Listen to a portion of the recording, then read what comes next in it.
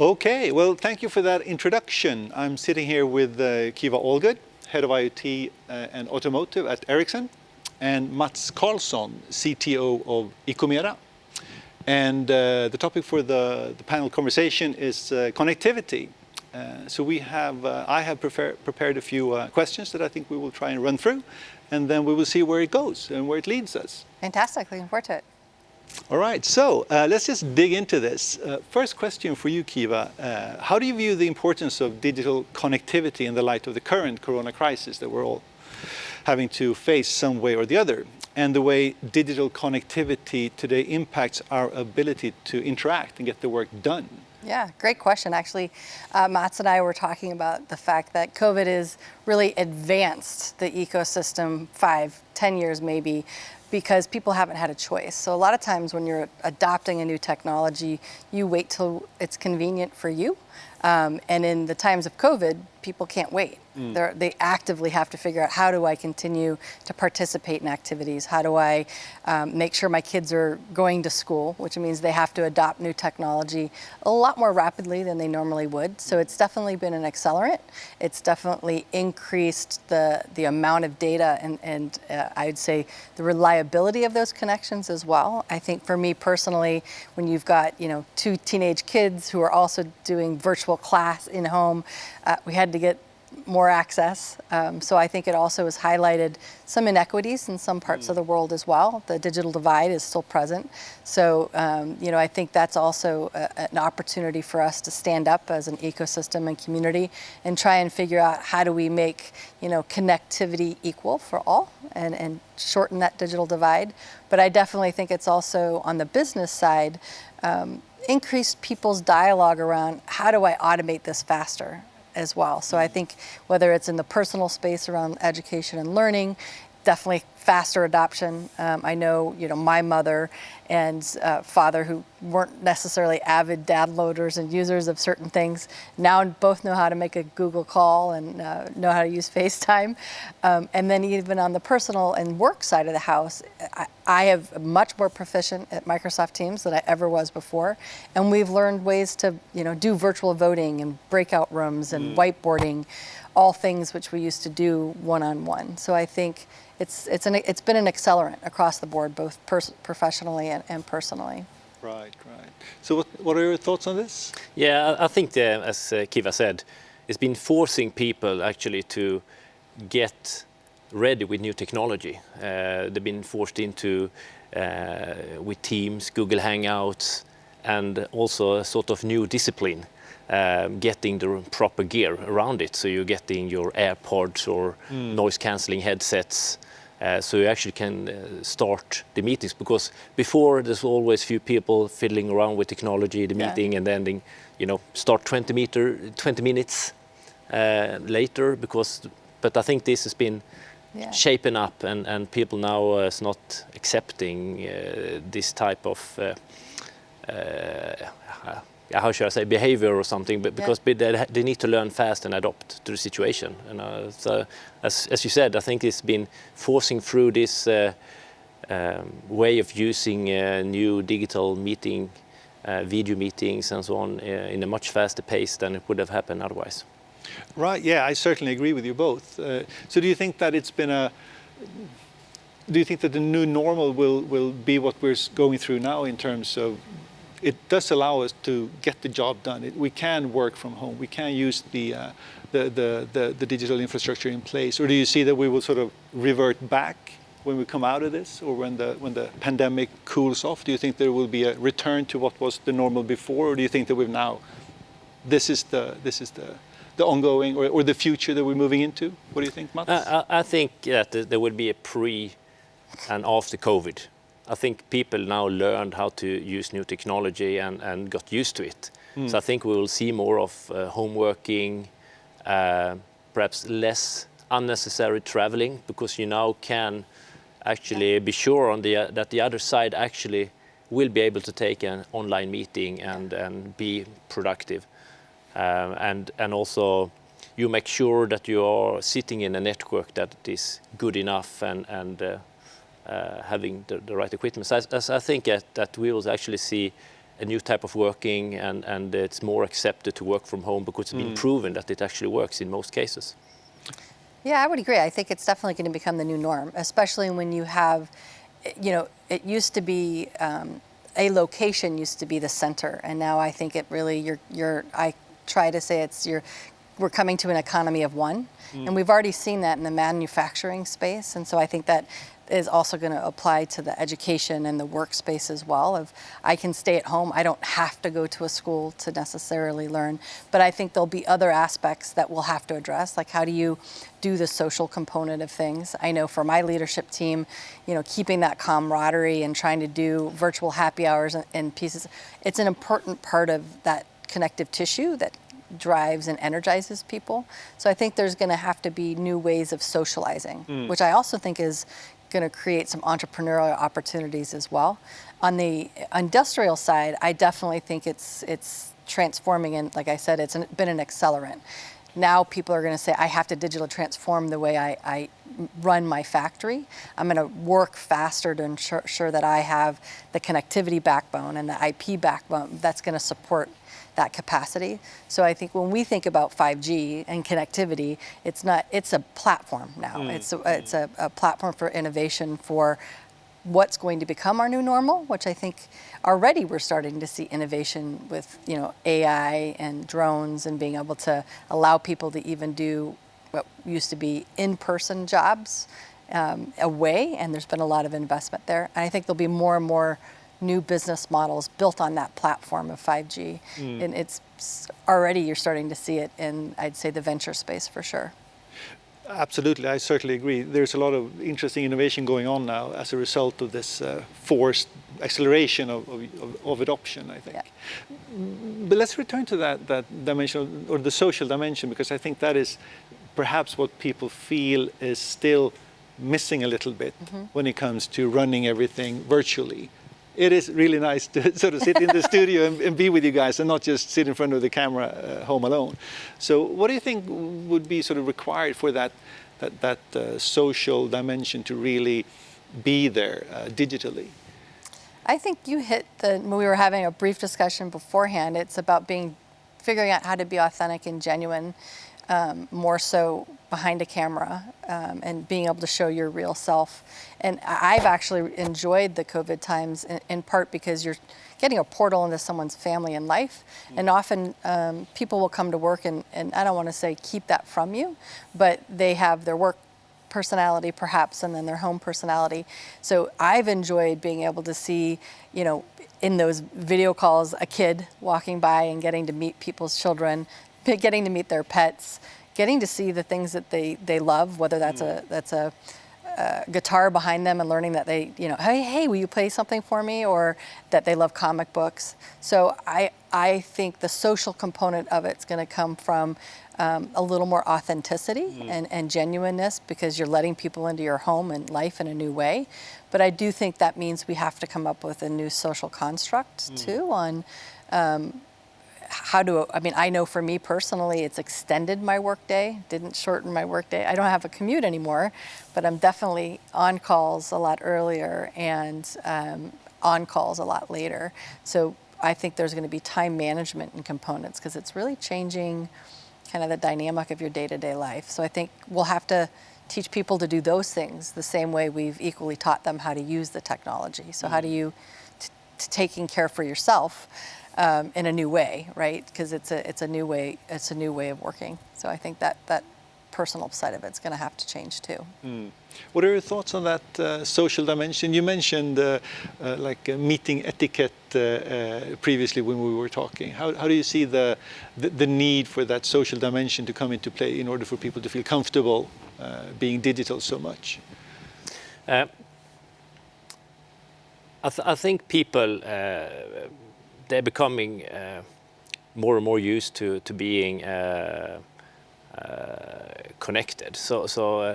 And another thing that's happening now, people are doing walk meetings, and instead of sitting at home at the desk and so on, they actually go outside and take a meeting while they take a trip, through the forest and have the meeting. And I think new technology makes it possible. You have good earphones, headsets with noise cancelling, and the connectivity, of course, is getting better and better. Yeah. So I think it's driving a new type of behavior as well, and I think it's ease up things, and I believe that you're getting much more productive as well, because you not need to sit at a certain place to do certain things. There are meetings where you need to sit in front of the computer, and there are meetings when you actually can take a walk.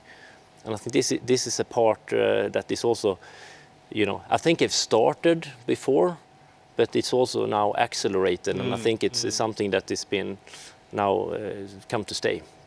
Yeah, for sure. So do you think that the fact that we now are required to sort of be socially distant physically have forced us, or have invited us to become closer when we're online? Yeah, absolutely, because now we have like a social beer. You have a hangout meeting or Teams meeting, and you take a beer, or just sitting with the teams connected and just have a talk, how the week has been and so on.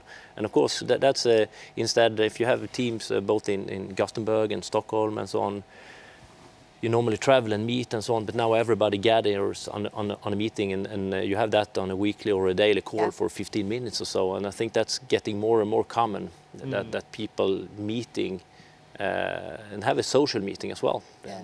I think the construct of a meeting changes. We've been doing virtual FICAs, and so what I've heard from folks that aren't in the headquarters is that it's actually been liberating for them, because now everybody's virtual, so they're not the only one that's not in Kista or not in the home office. So I think, as we return back to normal, we have to remember that we are global businesses, and we have an obligation to make them feel included. So I think it's actually because we can rely on the connectivity, and it doesn't take 30 minutes or people dropping off, because now you have a good connection and you can rely on that connection to visually see the other person, to see the content.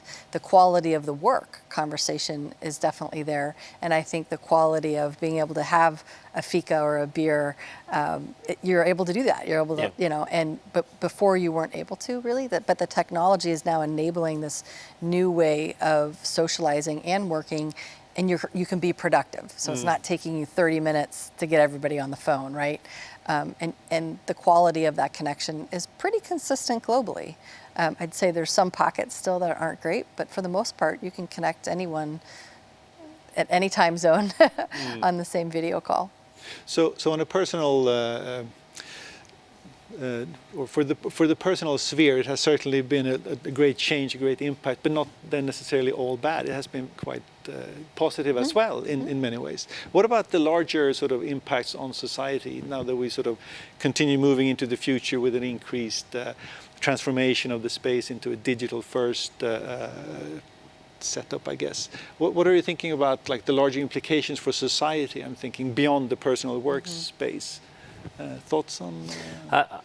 I think we will go back to normal, but there will be some things that are more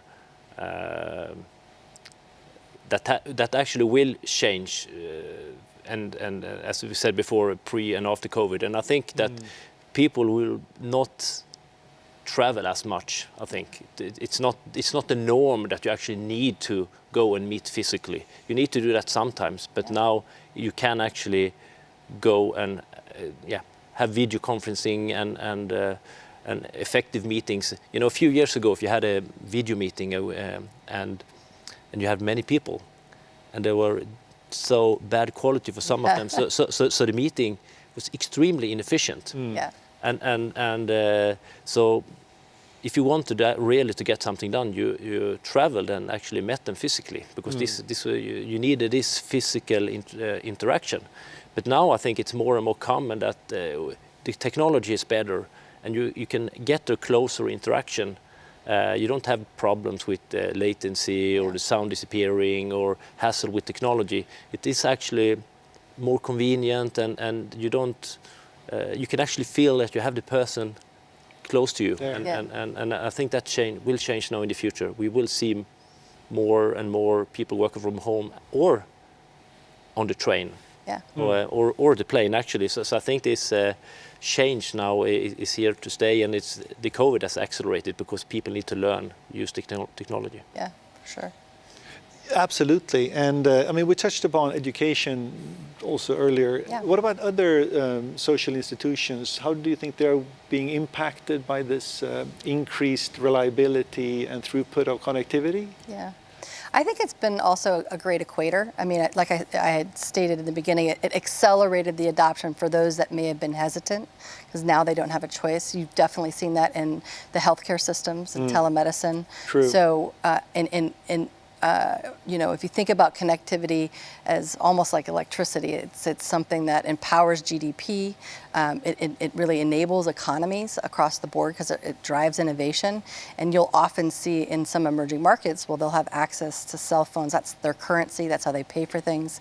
Now I think other markets are starting to see what that power of connectivity can actually drive. If you don't have to take the time to drive in to see the doctor, but the doctor can see you via a telemedicine phone call, you've also had a great carbon footprint. I mean, so there's all these other, and you're providing a better service. So I think when I made the comment around, it's kind of becoming that economy of one, where now you can sit at home and work, you can sit at home and go to the doctor, you can sit at home and go to school, you can do all of these things geared around you. You can order glasses that are perfectly made just for your face. You get braces that same way, you get pants that are designed just for you.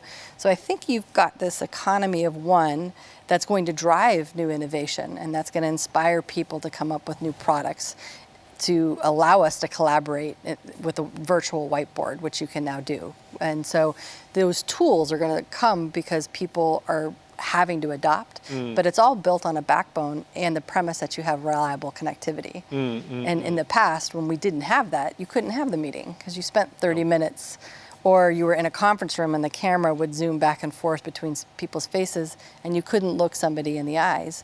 Now the technology's there, it's available, that backbone is built. So now the innovation can start, right? You've got that platform of innovation, and that's the inspiration I always give to enterprises when they ask me, well, what can I do? You know, what should I connect? And I always say, well, what problems do you have? Like, where are you losing money in your manufacturing facility? Or where are some markets that you're not able to get into? So find that problem statement and then leverage the technology to solve it. That's what we've done in COVID. We've said, we can't talk to each other. We're not allowed to fly. We can't go anywhere. How can we use technology to help us do that? And we've come up with virtual ficas or coffees and come up with new innovative ways to stay connected and launch new businesses. I think that's not going to change. I think that platform's just going to grow. Yeah, and I certainly agree that an increased connectivity seems to invite innovation and rethinking of a lot of things. What are your thoughts on impacts of other social institutions or industries? I mean, we've all seen, you know, how the travel industry has been impacted. Of course, it seems evident. Yeah. But what about other aspects of society? Do you see that certain institutions are more sort of exposed or forced to change, or is it just across the board? Yes, I think a lot of things will change. If you see on innovation side, it's already started years ago, and people start to, you know, more and more interacting on Facebook and other platforms and so on. And I think, as KIVA said, now you can do your medical. Yeah. You can go to use an app and talk to your doctor instead of traveling and so on. And I think this behavior has just started. And there are other things now that also happening more and more. You could see, for instance, an example is Night Scout. It's an interesting example, and that it's a tool for monitoring diabetes, and this is a group of parents on a Facebook group, because they didn't think that what they were getting from the medical industry was good enough. So they started talking over Facebook, created a group, and develop better products than what was available. And I think this now is an example of now this is so much better than is available. So the medical companies, they need to adapt to this standard that has been developed by this Facebook group. And I think this is also will get more and more common, that when people can communicate over different forums, and this is an example of Facebook not only showing what you had for lunch. Yeah. Right. You're starting to use it in different ways, and people are starting getting more and more aware of, Facebook use 10 years ago was totally different than today. I think today most people are more aware about research, news, the personal brand, and so on. So the social media is turning to other stuff as well. So you have focused interest groups, and then actually you collectively contribute to new technology. And also what is a lot of parents who are engineers, professors, and want to create a better product, and they collaborate in these types. And what's happening is awesome.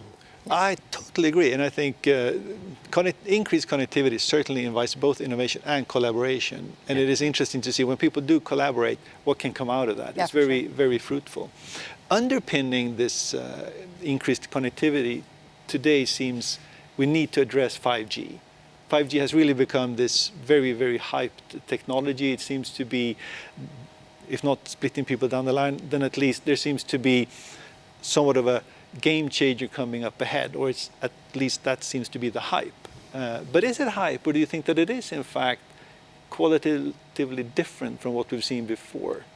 Yeah, I mean, as I mentioned, I look at it as a platform for innovation. So if you think about what is your tolerance for if you want to right now watch a Netflix. We were talking about people being addicted to Games of Thrones, and that they have very limited tolerance for not being able to watch it when they want to watch it. Whether that means they're in the back of a car, or they're commuting on a train, or they're in an airplane. Their expectations for access have gone up 100-fold in the last even 3 years. So if you just think about how streaming, especially during COVID, that has become everybody's way of consuming content. Now you apply that new standard to a manufacturing facility. They're used to low latency and high throughput. There's zero tolerance for defect. 5G can deliver on that in a wireless way. So you can actually retrofit a manufacturing floor and redesign it and change your factory to design for one. That enables them to come up with new business models. Another great example there is if you think about content delivery.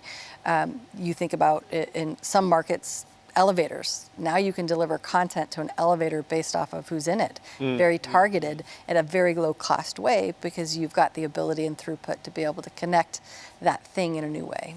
Inspections for drones and high wire and utility use cases. Police officers, the same, real-time video and streaming. You need that high level of reliability in order to deliver a product instead of a person doing it, right? So if you're actually replacing something with very low tolerance for defect, it has to have high reliability and low latency. And that's the transformation that we're seeing. So you take that consumer paradigm and I want my Netflix now concept, and you apply that to a manufacturing or a healthcare. Like your glucose monitor can't kind of just be connected, it has to be connected, right? It has to be 100% reliable, which means you have to have the next generation, latest and greatest technology to be able to support those use cases. And that's been the biggest transformation I've seen. We've gone from connecting data off of sensors to optimize a workflow and improve it maybe 20, 30%, and you get ROI pretty quickly, to replacing and coming up with new business models that didn't exist because you couldn't get the reliability that you needed in order to cut the wire. Now you can cut the wire and get that reliability. And that's really transformative. Now you can do some of those use cases on LTE, so it's not like you have to wait. You can definitely try now, but it definitely enables you to get to that zero tolerance level that most manufacturing, healthcare, automotive, use cases and safety, where there's no tolerance, Six Sigma, zero defect kind of way. Right. You need the latest and greatest. You need 5G. Yeah, so what's your thoughts on 5G? Is it a step change, or is it just an additional sort of tool in the toolbox for establishing this backbone of connectivity that we... It's definitely a step change, and from a technology perspective, perhaps not as big steps that you see between 2G and 3G and 3G and 4G. It's not a revolution, it's more an evolution. But you are a lot of new frequencies becoming available, and you have a better antenna technology and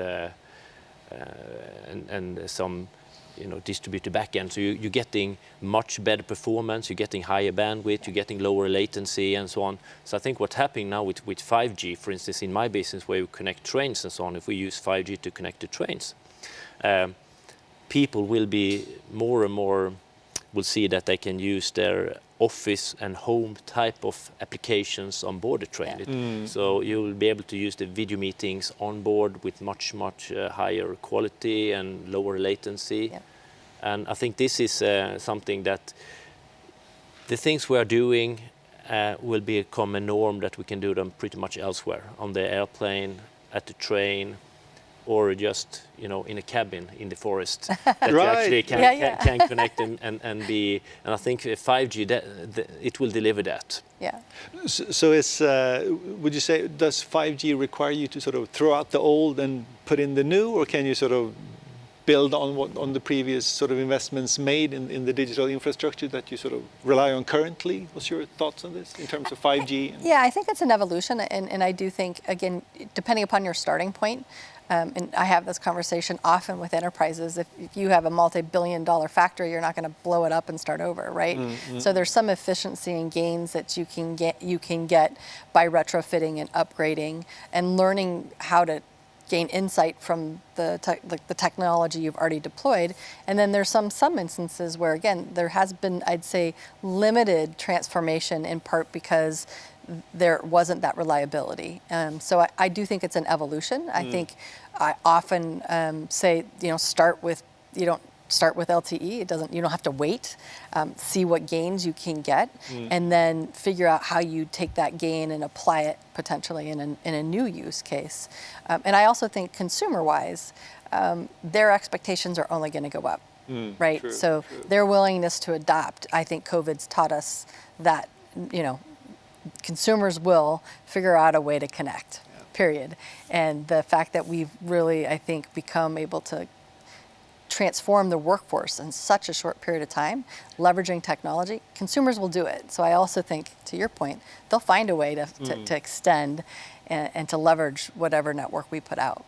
Right, and on that note then, I mean, Ericsson and Icomera are both connectivity providers in some regards. Yeah. How are you viewing both the new technologies, but also the increased consumption of throughput on that digital infrastructure in terms of charging mechanisms or business models for providing connectivity? What are your thoughts on this, Mats? Well, I think, in the early days, when we had the first cellular data back in the 1900s, you were charging by the minute. You had a circuit switched call and calling a modem pool, and you were charged by the minute. And a little bit the foundation of Icomera is that you're going from circuit switched minute-based billing into packet-based billing. So you can connect more modems in parallel and achieve better coverage and capacity and so on. And I think perhaps we are at the stage now that we will see more and more flat rate subscriptions and services and so on. And there might be different service levels, there might be different speeds. But that's a little bit of my look into future, what will happen. That I think that for consumers, as we've seen with voice, today you get unlimited minutes. You pay a monthly fee, and I think we will end up with, and we already have these subscriptions, and I think this will be the norm, that you pay a monthly fee and then you could use as much as you want, but there might be some different users leverage depending on throughput and different things like that. Any radical changes on the charging mechanisms coming out of Ericsson? Yeah, I mean, not out of Ericsson, but I think the industry. So, we partner with MNOs, which are mobile network operators or service providers. They have different names in different markets, and they have always been around, how much revenue can they make, their ARPU, annual revenue per user. Now it's really transforming to, the faster time to market for an enterprise on the enterprise side, and then consumer on service quality. Sometimes you're willing to pay more because you want access to more data, right? So, but making that more consumable based off of the value that it's contributing. So if you're in the middle of a business meeting, you might be willing to pay a little bit more for a little bit, better access, and vice versa. So I do think you'll start to see more tiered models where you're actually paying for the value or perceived value, whether that's on the consumer side, but definitely on the enterprise side, there's a willingness today to pay for value. True. And I agree. Pay for reliability. And I think that's going to find its way in both models over time. All right, excellent. I realize we're getting short on time, so just a final question. What's your sort of advice to the audience listening to this in terms of how should they think about the opportunity? How should they think about seizing the opportunity that an increased connected world gives them? How should they? How do you think they should address this? Do you have a solid advice, like do it like this and it will be fine? I wish I did. I would definitely be on a yacht somewhere, enjoying something that I was allowed to go to, I guess, in COVID times. For me, it's always important to understand what's the problem you're trying to solve. The technology is fun to play with. I'm a technologist at heart. I always have been. I've spent 25 years breaking things and rebuilding them. The technology isn't the answer here. It's the fact that you now have this platform of innovation. So I always say it's a team sport. So innovating in this space is a team sport. It often takes multiple people in that ecosystem to bring the connectivity plus the device plus the access. So find those right partners and make sure that you're solving a business problem or creating a new business, innovating beyond what you do today, and think about who's going to reinvent what you do and provide that in a new way on this connectivity backbone. If you're not solving a problem, not launching a new business, a new way of working, not increasing revenue, then the technology is fun, but it's not important. So don't get too starstruck by something. Caught up in tech. Caught up in tech. Very unusual for me to say that while we sit in the tech mecca here, right, in Ericsson, but you're there to solve a problem, whether that's for a patient, whether that's for an industry, whatever vertical you're in, make sure you're solving a problem. And then find the right ecosystem partners to help you solve it. That's solid advice. What about you, Mats? Any concluding remarks, any advice to the audience that you would like to share? I think a general thing is actually to use modern tools in a way. I do that a lot. I'm managing an innovation department, and we work a lot of, sometimes in the evenings and weekends, we sitting in the same documents and you're online talking and working, and sometimes even if you are actually in the same office, sometimes it's actually more convenient to sit actually with the video meeting and working on the same stuff. Than actually sitting side by side. So I think technology now is sometimes make things more convenient than actually sitting in the same room, even if you are actually physically close by. And you can do it anywhere, where you are in the world. So if you have your teammates and you're working on a project, people can dig in and do joint collaborations, very quickly to do quick meetings and not plan so much. You can start working directly. So I think the new technology is enabling and as a catalyst for good ideas and so on. If you just start using it and adopt, things actually becomes much more easier. Yeah. what a great note to end on, and I think that's what we will do now. So thank you so much for this, and we will hand things back over to the House of Innovation. Thank you. Thank you, Kiva. Thank you, Mats. Thank you. Bye-bye.